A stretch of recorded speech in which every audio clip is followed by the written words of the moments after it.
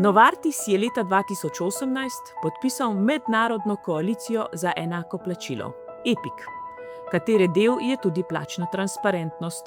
S tem smo vzpostavili večletni program za pripravo in izvajanje globalnih načel in procesov za pravičnost in transparentnost plač.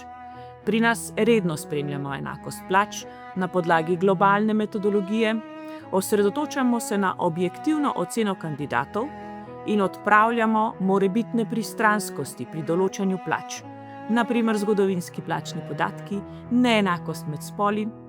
Stremimo k doseganju uravnoteženosti spolov na vodstvenih delovnih mestih.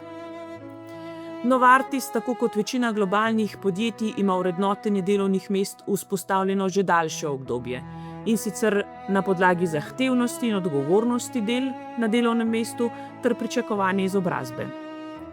Ob tem izhodišču je projekt plačne transparentnosti trajal še vedno celo leto in je vključeval pripravo in pregled podatkov, vključevanje ključnih deležnikov, kot so vodstvo, socialni partnerji, delavnice in izobraževanja za vodje, z igrami vlog, na primer, vprašanje in odgovori, in komunikacijo do vseh zaposlenih z e-sporočili, letaki, učnimi kotički.